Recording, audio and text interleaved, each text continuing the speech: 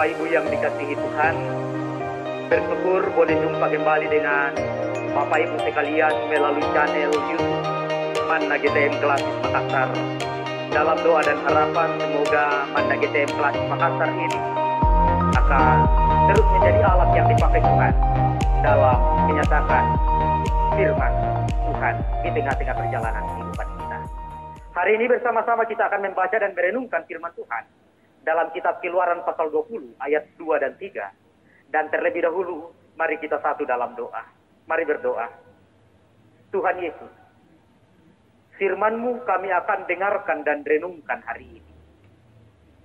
Diberkatilah kami semua di dalam kuasa Roh Kudus-Mu, sehingga kami akan hidup dan akan menghidupi firman-Mu oleh karena kasih sayang-Mu. Di dalam Tuhan Yesus kami berdoa. Amin. Mari bersama membuka bagian Alkitab dari kitab Keluaran pasal 20 ayat 2 dan 3 yang berbunyi sebagai berikut. Akulah Tuhan Allahmu yang membawa engkau keluar dari tanah Mesir, dari tempat perbudakan. Jangan ada padamu Allah lain di hadapanku. Demikian firman Tuhan.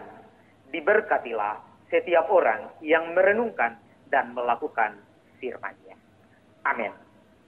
Saudara-saudara yang dikasihi Tuhan, salah satu aturan yang digalakkan oleh pemerintah di masa pandemi COVID-19 adalah tentang pelaksanaan 5M.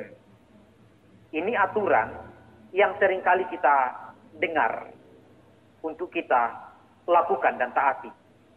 Memakai masker, mencuci tangan dengan sabun dan air mengalir, menjaga jarak, menjauhi kerumunan, serta membatasi mobilisasi dan interaksi. Aturan ini dibuat dengan tujuan keselamatan bersama dan untuk memutus mata rantai penyebaran COVID-19. Sekalipun kita tidak bisa pungkiri bahwa tidak sedikit orang yang lalai dan abai dalam menjalankan aturan 5M tersebut. Demikian Bapak Ibu, kita pun ketika melihat kitab Keluaran pasal 20 ayat 1 sampai 17 tentang ke-10 firman yang diucapkan Allah untuk ditaati, untuk dihormati oleh umat Israel. Terkadang pula manusia lalai dan abai menjalankan aturan tersebut. Ke-10 firman atau ke-10 hukum dalam kitab Keluaran 20 yang kita baca bagian pertama ini tentu sudah sering kali kita dengar. Dan bersama kita akan merenungkan hari ini dalam bagian utama dan hukum yang pertama dari ke-10 hukum tersebut. Bagian utama, catatan pertama adalah bagian utama mengawali 10 hukum tersebut. Yaitu bagaimana Allah memperkenalkan dirinya terlebih dahulu bahwa Dialah Allah yang berinisiatif untuk membebaskan umat Israel dari perbudakan bangsa Mesir. Keselamatan bangsa Israel adalah wujud atau bukti cinta kasih Allah. Bagian awal, Allah memperkenalkan dirinya dari ke-10 hukum tersebut, hendak menegaskan pula bahwa kalau zaman itu bangsa Mesir adalah bangsa yang besar, bangsa yang hebat dan kuat, bangsa dikdaya, maka Allah lebih hebat dan lebih kuat dari bangsa manapun.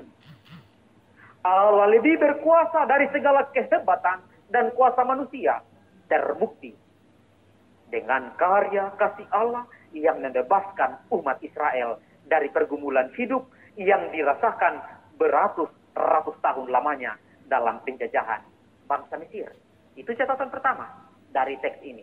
Catatan kedua dari bacaan kita adalah setelah Allah memperkenalkan dirinya bahwa Ia adalah penyelamat, Ia adalah pembebas atas pergumulan panjang yang dialami oleh bangsa Israel, maka disusul dengan hukum yang pertama, yaitu perintah jangan ada padamu Allah lain di hadapanku di ayat 3. Hukum pertama ini diawali dengan kata perintah. Jangan. Jangan artinya sesuatu yang tidak bisa lagi ditawar-tawar, sesuatu yang tidak bisa lagi ditolak. Ada berkat dan kutuk di dalamnya. Ditawar-tawar, ditolak, atau ketika dilaksanakan. Hal ini menegaskan ibu bapak bahwa tidak ada hal lain yang bisa disembah. Tidak ada wujud lain yang bisa disembah. Tidak ada oknum lain yang bisa disembah. Hanya selain di dalam Tuhan saja yang patut dan layak untuk disembah.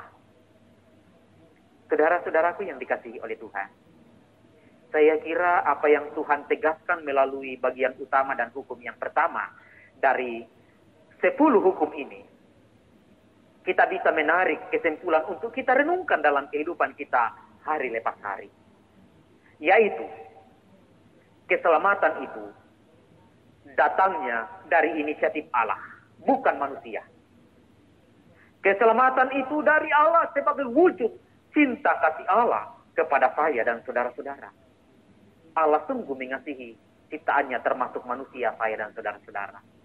Allah mampu menyelamatkan manusia dari berbagai kemelut hidup yang berkepanjangan. Termasuk Allah sanggup membebaskan manusia dari pergumulan hidup karena pandemi COVID-19. Saya kira ini berita penguatan bagi kita semua.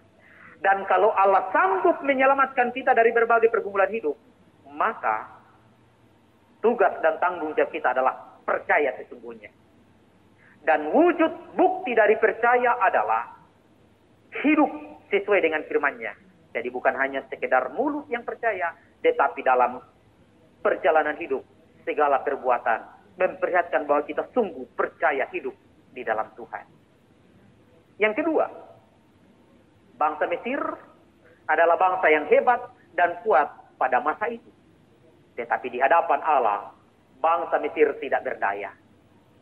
Sehingga bangsa Israel bebas dari perbudakan di Mesir. Itu karena kasih sayang Tuhan. Karena Allah lebih berkuasa dari kehebatan manusia. Maka seharusnya menghantar kita semua pada pengakuan bahwa memang hanya Tuhan saja yang layak untuk disembah. Tidak ada Allah lain, tidak ada hal lain, tidak ada wujud lain, tidak ada oknum lain yang layak disembah selain hanya Tuhan. Dan ingat, jangan ada padamu ilah lain di hadapanku. Allah tidak mau disandingkan dengan segala sesuatu yang bisa menggantikan posisi Allah. Entah kekayaan, entah kepandaian, atau apapun yang dimiliki manusia. Apa yang dimiliki manusia adalah anugerah Allah. Dan yang layak disembah hanyalah sumber anugerah itu sendiri, yaitu Allah, Tuhan kita. Selamat menikmati hidup dalam cinta kasih Allah, dan selamat menyembah Tuhan dengan layak dan benar. Amin. Mari berdoa bersama. Terima kasih Tuhan. Kami sudah mendengarkan firman-Mu. Diberkati kami dalam karya Roh Kudus-Mu untuk hidup sesuai dengan firman-Mu. Diberkati jemaat-Mu di masa pandemi COVID. Yang sakit, Tuhan sembuhkan, Tuhan jamah. Yang karena pekerjaan, Tuhan pulihkan. Diberkati umat-umat-Mu, dipelihara dan dihidupi mereka dalam Tuhan. Amin. Terima kasih. Tuhan memberkati.